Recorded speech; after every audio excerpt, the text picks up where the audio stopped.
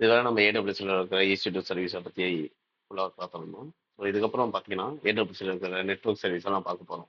So network சர்வீஸ்லாம் பார்க்கறதுனால நம்மளுக்கு ஃபர்ஸ்ட் ஆஃப் ஆல் நம்மளுக்கு ஐபி அட்ரஸ் அப்படின்னா என்னன்னு தெரியணும். ஸோ அதான் இன்னைக்கு பார்க்க போகிறோம். So what is an IP address? IP அட்ரஸோட ஃபுல் ஃபார்ம் பார்த்தீங்கன்னா இன்டர்நெட் ப்ரோட்டோகால் அட்ரஸ். ஸோ இது பார்த்தீங்கன்னா ஒரு யூனிக் நம்பர் தான் சென்ட் பண்ணியிருக்கும். What is an IP address? IP address IP address full form வந்து இன்டர்நெட் ப்ரோட்டோகால் அட்ரஸ். ஸோ இந்த address எப்படி இருக்கும்னு பார்த்தீங்கன்னா இந்த அட்ரஸ் பார்த்தீங்கன்னா யூனிக்காக இருக்கும். இதை வந்து எப்படி பார்த்தீங்கன்னா நியூமரிக் நம்பரில் இதை லேபிள் பண்ணியிருப்பாங்க. ஸோ இந்த ஐபி அட்ரஸ் வச்சு நம்ம என்ன பண்ண போகிறோம் அப்படின்னா, ஒரு டிவைஸை வந்து நம்ம ஐடென்டிஃபை பண்ணுறதுக்கு நம்மளுக்கு ஐபி அட்ரஸ் தான் தேவை. ஸோ ஐபி அட்ரஸ் இருந்தால் தான் நம்ம இன்டர்நெட்டில் இருக்கிற ஒரு டிவைஸை நம்ம ரீச் பண்ணணும் அப்படின்னா நம்மளுக்கு கண்டிப்பாக ஒரு ஐபி அட்ரஸ் தெரிஞ்சால் தான் அந்த டிவைஸை நம்ம ரீச் பண்ண முடியும். ஸோ இதுக்காக தான் நம்ம ஐபி அட்ரஸ் யூஸ் பண்ணுறோம். ஸோ ஐபி அட்ரஸை பார்த்தீங்கன்னா வந்து 2 type of IP address versions இருக்குது. அதில் IPv4 அதில் IPv6. IPv4 பார்த்தீங்கன்னா 4 ஆக்டேட்டாக பிரிஞ்சிருக்கும். ஸோ அதோட எக்ஸாம்பிள் தான் 192.3 டாட் வச்சு பிரிச்சிருப்பாங்க. 192.168.0.1. ஸோ இந்த மாதிரி 4 ஆக்டேட்டாக பிரிஞ்சிருக்கும் IPv4. இது IPv6 பார்த்தீங்கன்னா 8 ஆக்டேட்டாக பிரிஞ்சிருக்கும். ஸோ இது பார்த்தீங்கன்னா ஆக்டேட் இருக்காது, இது கோலன் சிம்பிள் பிரிச்சிருப்பாங்க. ஸோ இது இல்லாமல் பார்த்தீங்கன்னா ஐபி அட்ரஸ் V4 பார்த்தீங்கன்னா ஒன்லி நியூமரிக்காக இருக்கும். இது IPv6 பார்த்தீங்கன்னா நியூமரிக் அண்ட் ஆல்பாபெட்ஸ் இருக்கும். ஃபார் எக்ஸாம்பிள் இந்த ஒரு டிவைஸ் இருக்கு. ஸோ வேற எங்கேயோ ஒரு டிவைஸ் ஒன்று இருக்கு. ஸோ நம்மளோட கம்ப்யூட்டர் வந்து இன்டர்நெட்டில் கனெக்ட் பண்ணிக்கிறதுக்கு நமக்கு ரவுட்டர் ஒன்று தேவைப்படும். ஸோ ரவுட்டர் மூலியமா நம்ம இன்டர்நெட்டில் கனெக்ட் பண்ணுறோம்னு வச்சுக்கோங்க. ஸோ இந்த மிஷினும் வந்து ஒரு ரவுட்டர் மூலியமா இன்டர்நெட்டில் கனெக்ட் ஆகிருக்கு. ஸோ நம்பர் 1 இது நம்பர் 2. ஸோ இந்த மிஷின் வந்து இங்கே இருக்கிற மிஷினை ரீச் பண்ணோன்னா எப்படி ரீச் பண்ணோம்? இப்போ இங்கே ஒரு ஐபி அட்ரஸ் 192.168.168.0.2ன்ற ஒரு மிஷினு. இங்கே இருக்கிற மிஷினை எப்படி ரீச் பண்ணோம்? இந்த மிஷினை எதை வச்சு ஐடென்டிஃபை பண்ணுவாங்கன்னா ஐபி அட்ரஸ் மூலியமாக தான் ஐடென்டிஃபை பண்ண போகிறோம். ஸோ இங்கே பார்த்தீங்கன்னா 192.168 ஏதோ ஒரு ஐபி அட்ரஸ் ஒன்று இருக்குது. ஸோ இங்கேருந்து இந்த ஐபி அட்ரஸ் மூலியமாக தான் இந்த மிஷின் நம்மளால் பிங் பண்ண முடியும். ஸோ இதுக்கு தான் நம்ம ஐபி அட்ரஸ் யூஸ் பண்ணுவோம். ஸோ எங்கேயோ இருக்கிற ஒரு விஷயத்தை ஐடென்டிஃபை பண்ணுறதுக்கு, ஒரு டிவைஸை நெட்ஒர்க்கில் இருக்கிற ஒரு டிவைஸை ஐடென்டிஃபை பண்ணுறதுக்கு நம்மளுக்கு ஐபி அட்ரஸ் தேவைப்படும். ஸோ இதனால தான் நம்ம ஐபி அட்ரஸ் யூஸ் பண்ணுவோம். ஸோ ஐபி அட்ரஸ் இல்லாமல் ஒரு டிவைஸ் நம்ம ஐடென்டிஃபை பண்ண முடியாது. இதில் பார்த்தீங்கன்னா 2 வெர்ஷன் இருக்குது, ஆல்ரெடி பார்த்துருவோம். ஸோ இது ஐபி அட்ரஸை பார்த்தீங்கன்னா 4 டைப் ஆஃப் ஐபி அட்ரஸை நம்ம டிஃபைன் பண்ணலாம். For public IP address and private IP address, static and dynamic IP address. So public IP address அப்படின்னா என்னன்னு பார்த்தீங்கன்னா, இது உங்களோட லேப்டாப் சரிங்களா? நீங்க வந்து உங்க ரவுட்டரோட உங்க லேப்டாப் மூலமா இன்டர்நெட் கனெக்ட் பண்றீங்க.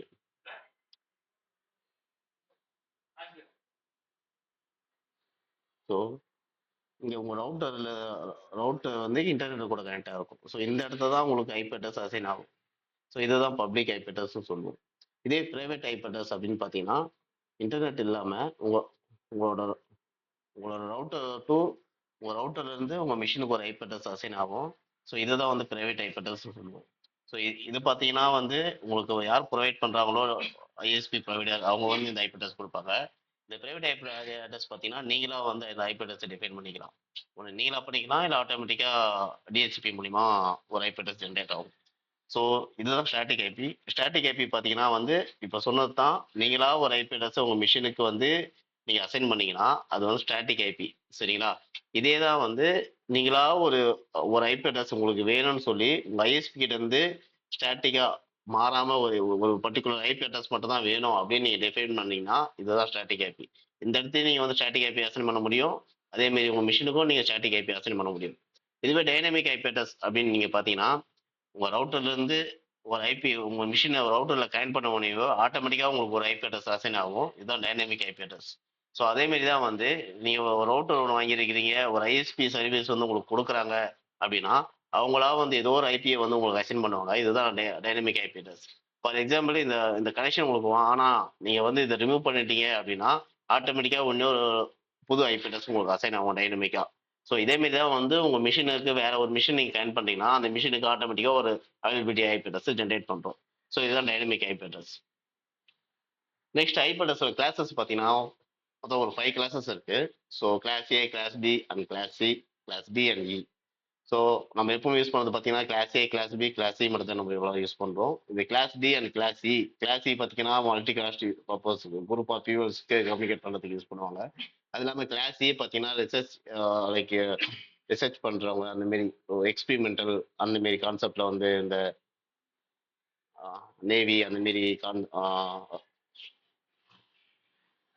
இந்த கிளாஸ் ஏ பார்த்தீங்கன்னா கிளாஸ் ஏவோட ஐபி அட்ரஸ் ஃபர்ஸ்ட் லெட்டர் என்ன ஒன்று ஃபர்ஸ்ட் ஐபி அட்ரஸ் ஸ்டார்ட் ஆகுறது அட்ரஸ் எப்படின்னா 1 to 126 எல்லாம் வந்து உங்களுக்கு ஸ்டார்டிங் ஐபி அட்ரஸ் இருக்கும். ஸோ இதில் நம்பர் ஆஃப் சப்நெட் 128. அப்சானலி இதில் பார்த்தீங்கன்னா வந்து ஒரு 60 பில்லியன் ஐபி அட்ரஸ் உங்களால் கிரியேட் பண்ண முடியும் many host per network. So இது இல்லாமல் கிளாஸ் பி பார்த்தீங்கன்னா 128 to 190 வரணும் அது ஐபி ரேஞ்ச் இருக்கும். ஸோ இதில் நடுவில் பார்த்தீங்கன்னா 126க்கு அப்புறம் 127 வரணும். ஸோ அந்த ஐபி அட்ரஸ் இல்லை. ஸோ அந்த ஐபி அட்ரஸ் பார்த்தீங்கன்னா அதுதான் லூப் பேக் அட்ரஸ் சொல்லுவாங்க. ஒரு மிஷினுக்கு அசைன் பண்ணுற ஒரு லூப் பேக் மிஷினில் இருக்கிற எல்லா ஐபியோட செக்மெண்ட்ஸ் எல்லாமே ப்ராப்பராக ஒர்க் ஆகுதா அப்படின்ட்டு மிஷின் தனக்குள்ளேயே வந்து ஒரு லூப் பேக் அட்ரஸை கிரியேட் பண்ணும். அதுதான் 127 ஐபி அட்ரஸ் அசைன் ஆகும். ஸோ இதுக்கப்புறம் கிளாஸ் சி பார்த்தீங்கன்னா வந்து இதில் பார்த்தீங்கன்னா 65,000 ஐபி அட்ரஸ் உங்களால் வந்து ஹோஸ்ட் மிஷின் வந்து உங்களால் டைன் பண்ண முடியும். இதில் வந்து 60 மில்லியன் ஹோஸ்ட் உங்களால் டைன் பண்ண முடியும். ஸோ அதுக்கப்புறம் கிளாஸ் சி பார்த்தீங்கன்னா மேபி பிரைவேட் ஐபி செக்டரில் வந்து இன்டர்னலாக ஐபி அட்ரஸ் யூஸ் பண்ணோம் 192 சீரிஸ் யூஸ் பண்ணுவோம். ஸோ ஏன்னா இதோட ஐபி அட்ரஸ் பார்த்தீங்கன்னா 125 டிவைசஸ் உங்களால் கைட் பண்ண முடியும். ஸோ இதில் பார்த்தீங்கன்னா அப்புறம் 2.1 மில்லியன் சப்நெட்ஸ் கிரியேட் பண்ண முடியும். ஸோ இதுதான் IP address class A and class B class C. So இதுக்கப்புறம் பார்த்தீங்கன்னா பிரைவேட் ஐபி அட்ரஸ் ஒரு ஐபி அட்ரஸ் ஓகே பப்ளிக்காக இவ்வளோ ஐபி அட்ரஸ் இருக்குது. ஸோ ப்ரைவேட்டாக நம்ம எப்படி நம்ம ஐபி அட்ரஸ் நம்ம அசைன் பண்ணிக்கலாம் இன்டர்னலாக அப்படின்னு பார்த்தீங்கன்னா இங்கே இதுலேயும் வந்து class A and class B 3 classes இருக்கும். ஸோ கிளாஸ் ஏ ரேஞ்ச் பார்த்தீங்கன்னா 10.0.0.0 இதோட சப்நெட் பார்த்தீங்கன்னா 25.0.0. இதே கிளாஸ் பி பார்த்தீங்கன்னா 172.16.0.0. அதே கிளாஸ் பி சி பார்த்தீங்கன்னா நம்ம நார்மலாக யூஸ் பண்ணுறோம் 192.168.0.0. இது பார்த்தீங்கன்னா ஸ்மால் நெட்ஒர்க் யூஸ் பண்ண பொறுத்து இது பார்த்தீங்கன்னா மீடியம் நெட்ஒர்க் இது வந்து லார்ஜ் நெட்ஒர்க். ஸோ இந்த மாதிரி தான் நம்ம ஐபிஎஸ் ஸ்ப்ளிட் பண்ணி நம்ம யூஸ் பண்ணிக்கலாம். நம்மளோட என்வரன்மெண்ட்டுக்கு எவ்வளோ ஐபிஎஸ் தேவையோ அதுக்கேற்ற மாதிரி நம்ம கால்குலேட் பண்ணி இந்த ஏதோ ஒரு ஐபி கிளாஸஸ் நம்ம யூஸ் பண்ணிக்கலாம். ஸோ நெக்ஸ்ட் பார்த்தீங்கன்னா சப்நெட்.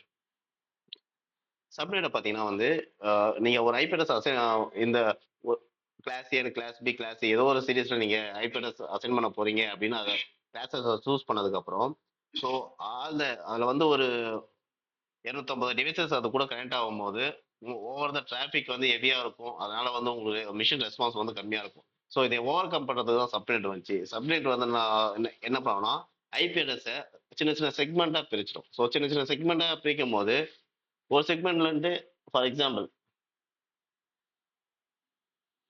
இதுதான் உங்களோட ரவுட்டர்னு வச்சுங்க. ரவுட்டர்லேருந்து நீங்கள் வந்து ஒரு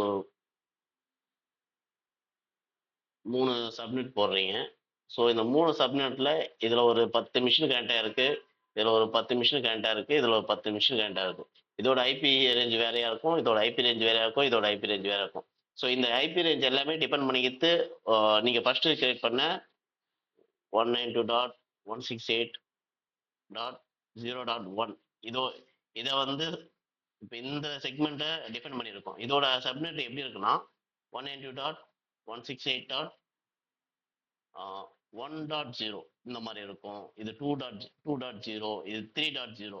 ஸோ இங்கே பார்த்தீங்கன்னா உங்களுக்கு ரவுட்டருக்கு போகிற ரெஸ்பான்ஸ் 3 ஐபி ரேஞ்சில் தான் உங்களுக்கு ரெஸ்பான்ஸ் போகும். இது மற்றது எல்லாமே இங்கே இருக்கிறது பார்த்தீங்கன்னா இது எல்லாமே வந்து உங்கள் சப்நெட் மூலியமா வந்து ஐசோலேட் ஆகும். இந்த சப்நெட்லேருந்து இந்த சப்நெட் இந்த மிஷினை வந்து இன்ட்ராக்ட் பண்ணாது. ஸோ இங்கே பார்த்தீங்கன்னா வந்து உங்களுக்கு டிராஃபிக் ஹெவியாக இருக்காது. இது இல்லாமல் செக்யூரிட்டியாக இருக்கும். உங்களோட ஒவ்வொரு டிவைசஸும் வந்து டிபார்ட்மெண்ட் வைஸாக பிரிக்கும் போது செக்யூரிட்டியாக இருக்கும். ஸோ டிராஃபிக் ஃப்ளோ வந்து கம்மி பண்ணுறதுனால ரெஸ்பான்ஸோட டைமும் உங்களுக்கு அதிகமாக இருக்கும். ஸோ இதனால தான் நம்ம சப்நெட் பிரிப்போம். ஸோ சப்நெட் பிரிக்கிறதுனால வந்து இந்த பார்த்தீங்கன்னா செக்யூரிட்டி சைடில் பார்த்தீங்கன்னா ஒவ்வொரு சப்நெட் ஐசோலேட் பண்ணி வச்சிருப்பாங்க. பர்ஃபார்மன்ஸ் வைஸை பார்த்தீங்கன்னா டிராஃபிக் வந்து ரெடியூஸ் பண்ணலாம். ஸோ இந்த மாதிரி ரீசனுக்காக தான் நம்ம சப்நெட் கிரியேட் பண்ணுறோம். ஸோ சப்நெட்டுக்கு அப்புறம் பார்த்தீங்கன்னா இன்னொன்று இருக்கும் சப்நெட் மாஸ்க். சப்நெட் மாஸ்க்னா என்னன்னா நம்ம லாஸ்ட்டே இங்கே இங்கே பார்த்த மாரி இதுதான் சப்நெட் மாஸ்க்.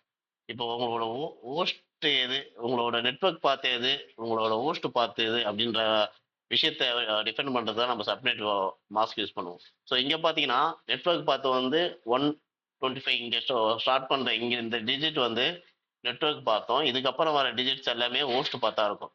இந்த கிளாஸ் பில பாத்தீங்கன்னா இந்த ரெண்டு ஒன்னு 172.16 டாட் இதுதான் நெட்வொர்க் பார்த்து, மீதி இருக்கிற ரெண்டு பாத்தீங்கன்னா உங்களோட ஹோஸ்ட் பார்ட். இந்த ஹோஸ்ட் பார்ட்ல தான் அவங்க எவ்வளவு மிஷினோ அவ்வளவு மிஷின் கிரியேட் பண்ண முடியும். இந்த 3 ஹோஸ்ட் இருக்கிறதுனால உங்க 16 பில்லியன் யூசர்ஸ் கிரியேட் பண்ண முடியும். இதுவே 2 ஹோஸ்ட் பார்ட் இருக்கிறதுனால 65,000 யூசர்ஸ் ஹோஸ்ட் பார்ட் கிரியேட் பண்ண முடியும். இங்க பாத்தீங்கன்னா இங்க 3 செக்மெண்ட்டும் வந்து பாத்தீங்கன்னா உங்களுக்கு வந்து நெட்வொர்க் பார்த்தோம். ஒரு செக்மெண்ட் பார்த்தீங்கன்னா வந்து உங்க ஹோஸ்ட் பார்த்தா இருக்கும். ஸோ இந்த ஒரு செக்மெண்ட் தான் 1 to 24 வரலாம் இருக்கிறதுனால 125 யூசர்ஸ் ஹோஸ்ட் மிஷின் கிரியேட் பண்ண முடியும்.